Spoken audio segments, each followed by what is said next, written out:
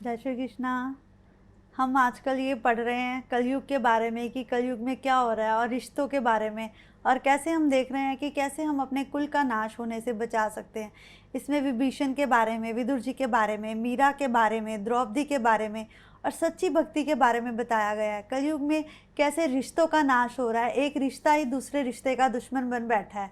बस इसमें आजकल हम यही पढ़ रहे हैं। चलिए आज आगे चलते हैं। जय श्री कृष्णा। आजकल धन संपत्ति बढ़ जाने से धनिक लोग यात्रा के नाम पर घूमने फिरने निकल पड़ते हैं। देखो, लोग जाते तो वृंदावन हैं, परंतु वहां जाकर भी अगर प्रभु को ना पाया, अगर प्रभु का दर्शन ना किया, तो फिर मेरे पास कुछ शब्द नहीं है। इस तरह तो कौआ भी काशी और मथुरा के चक्कर लगाता रहता है। क्या वह अपने जीवन को भवसागर से पार लगा सकता है? याद रखना, इन 84 लाख योनियों में सिर्फ मनुष्य ही है जो अपना अगला जन्म सुधार सकता है, परंतु आजकल का मनुष्य तो क्या कहें, उन जानवरों से भी अधिक बदतर हो गया है। कई बार तो कुछ जानवर ऐसे होते हैं जो प्रभु के मंदिर का ही चक्कर लगाते रहते हैं। उनमें से कई बार गाय, कौआ, कुत्ता, ऐसे कई जानवर हैं जो कि ऐसा करते पाए गए हैं। कई बार तो कुछ सूअरों को भी ना जाने अपना पिछला जन्म याद होता है। इसके बारे में मेरे पास कुछ शब्द नहीं है कि वह कूड़ा छोड़कर प्रभु के मंदिर का फेंका गया प्रसाद खाते हैं। और मैंने कई बार ऐसे कई जानवर देखे हैं जो प्रभु के मंदिर के आसपास ही घूमते पाए जाते हैं। साधु संतों के प्रति सद्भाव ना हो तो वह तीर्थ यात्रा कैसी? अगर घर में रहते माँ बाप का अपमान किया जाए तो फिर तीर्थ यात्रा कैसी? अगर तीर्थ यात्रा पर जाकर भी तुम सिर्फ यही सोचते हो कि प्रभु के दर्शनों के साथ साथ मैं और भी कुछ कर लूँ, मैं अपनी छुट्टी का भी मनोरंजन कर लूँ, तो याद रखना वो तीर्थ यात्रा नहीं है। या तो घूमने जाओ या तीर्थ यात्रा पर जाओ, ये दोनों बातों को मैं सोच रखनी चाहिए। कुछ ऐसे भी लोग होते हैं जो कि पत्र लिखकर ये सूचना देते हैं कि हम आ रहे हैं, हमारे लिए अधिक से अधिक उत्तम व्यवस्था की जाए, परंतु याद रखना प्रभु तो अपने हृदय में भी दर्शन दे देते हैं। अगर तीर्थ पे जाकर भी तुम अपने लिए किसी उत्तम व्यवस्था का अपमान करते हो तो तुम्हारे बारे में क्या कुछ कहा जाएगा। तीर्थ पर जाकर ये नहीं है कि हमें ज़िंदगी जीनी नहीं चाहिए, ज़िंदगी जीनी चाहिए, परंतु अगर हम किसी तीर्थ पर गए हैं तो हमारी कोशिश यही होनी चाहिए कि ज़्यादा से ज़्यादा समय हम अपनी भक्ति में गुजारें। वहाँ हमें अपने साथ नौकर आदि नहीं लेके जाने चाहिए। हमें अपने हाथों से स्वयं भोजन बनाना चाहिए, ठाकुर जी को भोग लगाकर उस भोजन का प्रसाद रूपी लेना चाहिए। वहाँ जाकर कुछ भोजन साधु संतों में भी बांटना चाहिए। इस प्रकार वृंदावन की बहुत सी महत्वता गाई गई है, परंतु यहाँ मैं आपको सब कुछ तो नहीं बतला सकता, क्योंकि हर ग्रंथ की एक अपनी मर्यादा होती है। इसमें श्री कृष्ण के बारे में ही बात की गई है। तीर्थ स्थान के बारे में फिर भी मैं विधि पूर्वक आपको बताता चला जाता हूँ। जहाँ जहाँ मुझे लगता है महाप्रभु जी बड़े दुख से कहते हैं, अतिशय विलासी और पापी लोग तीर्थ आने जाने लगे हैं। ऐसे लोगों के कारण तीर्थ की महत्वता भी खत्म हो गई है।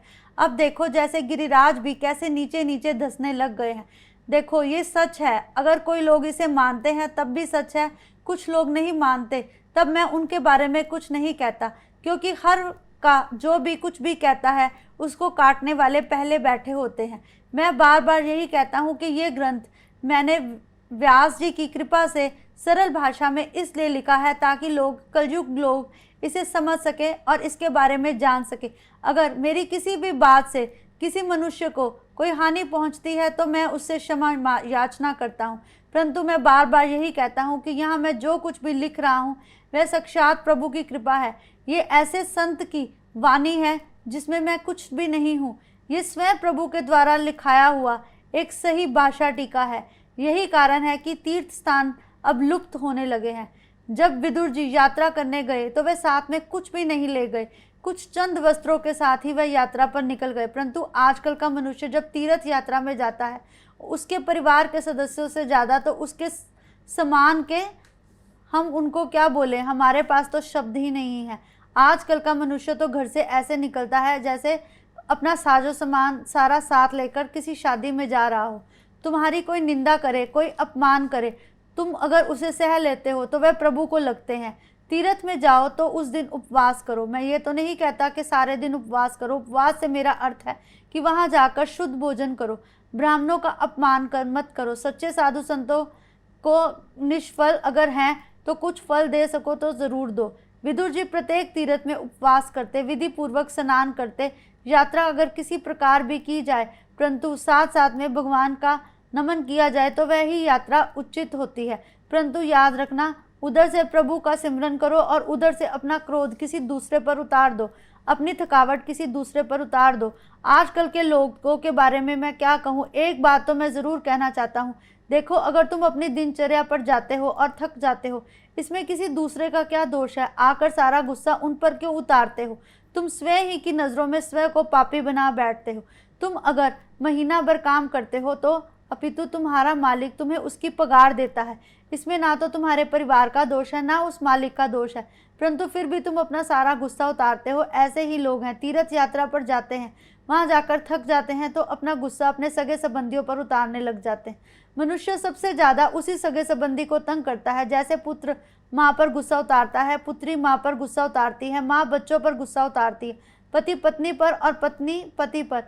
सबसे ज़्यादा यही सगे संबंधी हमें प्यार करते हैं, परंतु जब हम अपना गुस्सा उतारते हैं तो कई बार हमारा मन इतना मैला हो जाता है कि हम ये भी भूल जाते हैं कि जो शब्द हम इन्हें बोल रहे हैं क्या वह शब्द बोलने के लायक है। अगर तुम्हें रसोई करना अच्छा लगता है तो ये तुम्हारे मन के भाव है। तुम्हें प्रभु के लिए सेवा करना अच्छा लगता है तो ये तुम्हारे भाव है। परंतु अगर प्रभु की सेवा करते तुम थक जाते हो, इसमें किसी दूसरे का क्या दोष है? तुम किसी दूसरे पर अपने मन की गिलानी को क्यों उतारते हो? यही बात मैं बार बार समझाता हूँ कि हमारे शब्द हमें कितना भगवान से दूर ले जाते हैं, ये हमें समझ ही नहीं आती। हमेशा अपना क्रोध अपने बच्चों पर उतारना या बच्चे अपना क्रोध अपने माता पिता पर उतारते हैं, क्या ये सही है? ये सबसे बड़ी गलत बात है। तुम तीर्थ पर जाओ या ना जाओ, परंतु याद रखना, अपने सगे संबंधियों को दुख देना ही जीवन में सबसे बुरा है। संत तीर्थ को पावन करते हैं। भारद्वाज मुनि स्नान करने के लिए आते थे तो गंगा जी 25 सीढ़ियां ऊपर आ जाती थी। गंगा जी को ज्ञात था कि मुझे लोग अपने पाप मुझे देने आते हैं, जबकि भारद्वाज मुनि तो मुझे पावन करने के लिए आते हैं। अति संपत्ति अनर्थ का मूल है। इसी कारण भगवान ने सुवर्ण द्वारका जल में डुबो दी। द्वारका भगवान की वो लीला है जिसे देखने का अर्थ है भगवान को साक्षात देख लेना, परंतु वही द्वारका प्रभु ने स्वयं जल में डुबो दी। प्रभु के पुत्र के बारे में, शाम के बारे में बहुत से लोग कुछ नहीं जानते, परंतु एक बात मैं ये बता दूं कि प्रभु अपने बच्चों को विनाश कार्य की तरफ जाते हुए देख रहे थे, इसीलिए उन्होंने अपने जे जाने से पहले ही अपने कुल को ध्वंस कर दिया। याद रखो, अगर प्रभु ये कर सकते हैं तो हम क्यों नहीं? हम आज खुद अपने पुत्र को बुरे की तरफ धकेलते हैं और जब उसकी वजह से या उसका नाश होता है या हमारे कुल का नाश होता है तो हम कहते हैं हे भगवान तूने ये क्या किया। इसमें भगवान का क्या कसूर है? अपना बुरा तो हम स्वयं करते हैं। याद रखना, आज भी जो ये भागवत कथा सुनते हैं या सुनाते हैं वह इसमें से कुछ बातें ग्रहण करते हैं, परंतु इस भागवत की निंदा करना तो मैं ये कहूँगा कि भगवान की निंदा करने के समान है। लेकिन लोग उससे करने से भी नहीं चूकते, क्योंकि जब उन्हें ज्ञान दिया जाता है तो ज्ञान सुनना किसी को अच्छा नहीं लगता। परंतु मैं तो कृष्ण का दास हूँ, मैं तो कृष्ण भक्त हूँ, मैं उस महाप्रभु जी की भक्ति के बारे में जानता हूँ, मैं उन महाप्रभु के चरणों का सबसे बड़ा दास हूँ। मेरे जीवन में पुष्टि मार्गीय लोग तो प्रभु के उन भक्ति के समान हैं जिनकी मैं बारे में कुछ भी नहीं, मेरे पास तो शब्द भी नहीं है। काशी के मणिकर्णा घाट पर यह श्लोक लिखा हुआ है, मरणम मंगलम अत्रम सफलम जीवनम अत्र। शिवजी ज्ञान के मुख्य देव हैं। काशी में ज्ञान शीघ्र ही सिद्ध होता है। काशी की महिमा तो हर कोई जानता है, मुझे बताने की आवश्यकता ही नहीं। ज्ञान पाना चाहते हो तो तुम्हें एक रात शमशान में बितानी पड़ेगी। मैं ये नहीं कहता कि शमशान में रहो, मेरा मतलब ये है कि शमशान में जाकर हम अपने पापों को कुछ समय तक भूल जाते हैं और हमारा मन पुण्यों की तरफ आकर्षित होने लगता है, परंतु उसी शमशान से जब हम बाहर आते तो हम सब भूल जाते हैं। एक दिन के लिए हमारे अंदर शोक रहता है, हम बार बार याद करते हैं कि मेरा अंत भी यही है, परंतु कुछ दिनों के बाद हम ये सब भूल जाते हैं। परंतु याद रखना, यही जीवन का सच्चा ज्ञान है और इसे ज्ञान की आज सबको आवश्यकता है। शमशान ज्ञान भूमि है, शमशान में रहने की नहीं, परंतु शमशान को याद रखने का स्थान है। जब हम एक ही महीने में 3-4 बार शमशान की यात्रा करते हैं तब तो कई बार उस महीने हमारा मन कोई पाप करने के बारे में नहीं सोचता। तो सोचो, अगर हम किसी तीर्थ पर जाएं और भगवान की चरणों की धूल को अपने माथे से लगा ले, हो सकता है हमारा मन बदल जाए। इसी तरह वृंदावन भूमि की बारे में कहा गया है, वहाँ की धूल का एक कण भी अगर तुम अपने माथे पर लगा लेते हो, उसका तिलक करते हो, तो प्रभु तुम्हारे माथे में गलत विचार आने से रोकते हैं। परंतु एक बात याद रखना, तुम्हारा हृदय पवित्र होना चाहिए। ये नहीं कि तुम प्रभु के बारे में सोचो और करो दूसरों की निंदा। पहले कुछ लोग त्याग करते हैं, परंतु बाद में अपने त्याग का हिस्सा मांगते हैं, बदला मांगते हैं। ये कैसा त्याग हुआ?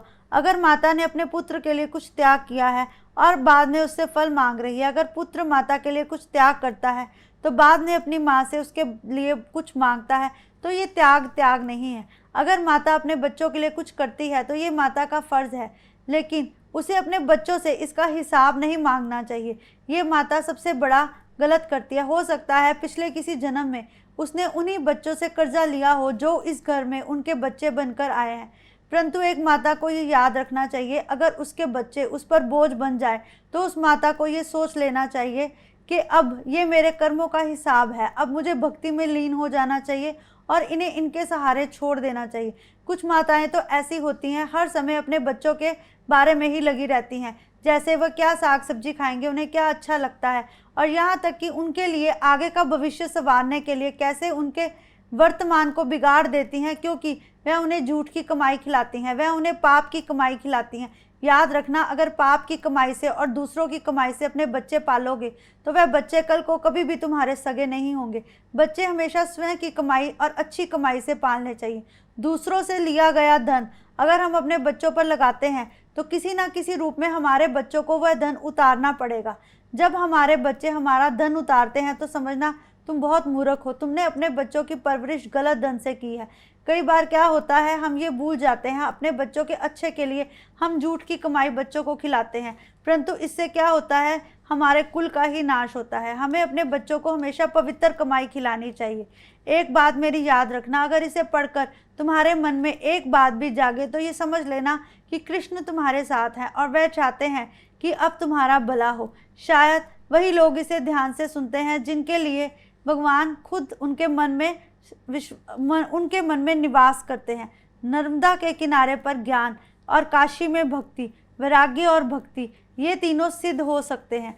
अगर तुम काशी गए हो या कभी गया हो तो ये समझ लेना कि भगवान का तुम पर कहीं ना कहीं तो कुछ अच्छा है। अगर पूरे जीवन काल में तुमने एक भी तीर्थ किया है तो समझना भगवान ने तुम्हें कुछ अच्छा दिखाया है। परंतु उस तीर्थ पर जाकर अगर तुमने कुछ बुरा किया है, मेरी एक बात याद रखना, इसे पढ़कर और इसे सुनकर जिस दिन भी तुम्हारे मन में कुछ अच्छा जागे तो समझना कृष्ण का संदेश है, वह इस जन्म में तुम्हारे लिए कुछ अच्छा करना चाहते हैं। अपने पिछले कर्मों को भूल जाना और आगे आने वाले कर्मों के लिए स्वयं को सचेत करना। ठाकुर जी की कृपा से अगर तुम्हें समय मिले तो 4 मास वृंदावन में ज़रूर रहना। और एक बात मेरी याद रखना, 4 मास वृंदावन में रहने का अर्थ ये नहीं है कि शानो शौकत से वहाँ रहना, वहाँ रहकर सिर्फ कृष्ण की भक्ति में लीन रहना। अगर किसी के पास भी कुछ पैसे हों और अच्छा समय वहाँ बिता सके तो वहाँ जाकर संतों की सेवा करनी चाहिए। कन्हैया व्रज में नंगे पांव घूमते हैं। यशोदा ने समझाया, नंगे पांव घूमने से कांटे पैर में चुभ जाएंगे, इसलिए पग रखा पहन कर जा। तो कन्हैया ने कहा कि गायों की सेवा करने के लिए आपके घर में आया हूँ। मेरा जन्म ही गाय माता की सेवा के लिए हुआ है। गत जन्म में मैं राजा के घर में राम बनकर जन्मा था, तब मुझे किसी भी प्रकार, किसी भी पशु पक्षी, किसी भी प्राणी की सेवा करने का फल नहीं मिला था। इस जन्म ही मैंने लोगों की सेवा करने के लिए लिया है। मैं गोपियों को माखन खिलाना, गोपियों से माखन खाना चाहता हूँ। मैं गाय की सेवा करना चाहता हूँ। भविष्य में किसी गोपाल के घर में जन्म लूँगा और गौ सेवा करूँगा। यही मेरे मन की सबसे अच्छी बात थी जो ईश्वर ने सुन ली और ब्रह्मांड ने मुझे अब गाय की सेवा का अधिकार देकर इस धरती पर भेजा है। 5 वर्ष का बालक अगर ऐसी बातें करे, ये सिर्फ कृष्ण ही कर सकता है। ये कृष्ण ही है जो बहुत कुछ करता है। पर मैं ऐसा नहीं कहूँगा, बहुत से हमारे देश के लिए मर मिटने वाले ऐसे क्रांतिकारी हैं जो बचपन से ही अपने घर का सुख भूलकर इस देश को आज़ाद कराने के लिए लग गए थे। मैं तो एक बात जानता हूँ, बच्चे के मन से हमेशा स्वयं ही आवाज़ आती है। अगर तुम्हारा बच्चा कुछ भी ऐसा अच्छा कार्य करना चाहता है जिसमें संसार की कोई भलाई है, हाँ हो सकता है उस काम में पैसा अधिक ना हो, तो ऐसे बच्चे के लिए तुम स्वयं रास्ता ज़रूर बनाना। ऐसे बच्चे को घर पे बांध कर मत रखना, ऐसे बच्चे को हर समय निंदा मत करना। हो सकता है तुम्हारे घर में भी कोई ध्रुव बाती, कोई प्रहलाद की बाती किसी बच्चे ने जन्म लिया हो। दुनिया में सब चीज़ का नाश हो सकता है, परंतु भक्ति का नाश कभी नहीं होता। मेरा तो ये मानना है कल युग में भी बहुत से ऐसे भक्त पैदा हो रहे हैं जिनकी वजह से ये सृष्टि टिकी है, जिनकी वजह से ये धरती चल रही है। रमन रेती में गोपियों के भी चरण रज हैं। विदुर जी वृज के कृष्ण रमन के पवित्र रज में लौटते हैं। विदुर जी कृष्ण की मंगलमय लीलाओं का चिंतन करते हैं। यमुना के किनारे लौकिक बातें करना पाप नहीं है, ये भूमि अतिशय पवित्र है। श्री कृष्ण यहाँ गायें चराने आते थे। वृज की लीला के बारे में तो हम कुछ कह ही नहीं सकते। भगवत के मुख टीकाकार के बारे में बहुत कुछ कहा गया है। मेरा बार बार मन करता है श्री कृष्ण भगवान के अलावा और किसी की बात ना करूं, परंतु ये श्री कृष्ण भगवान के ही संकेत है जो आज मैं तुम्हें बार बार उनकी लीला के साथ साथ खुद को सुधारने का अवसर भी देना चाहता हूँ। विदुर जी ने अनुभव किया कि श्री कृष्ण गायों को लेकर यमुना के किनारे आए हैं। वह कदम का वृक्ष है, वैष्णव इस देर कदम कहते हैं। कदम पर झूलते हुए श्री कृष्ण वंशी बजाते हैं और अपनी प्यारी गायों को बुलाते हैं। गायें तो वंशी की धुन सुनकर वही दूध भी दे देती हैं और वही मस्त हो जाती हैं। श्री कृष्ण को देखकर गायें अपना सर्वस्व भूल जाती है। ऐसी है मेरे श्री कृष्ण की महिमा। और श्री कृष्ण की महिमा का बारे में जो भी बात करे वह भक्त उन्हें बहुत प्रिय है। इसलिए बस मैं यही कहना चाहता हूँ कि आज के अध्याय में वृंदावन धाम की जय हो। जय श्री कृष्णा। कल फिर मिलते हैं।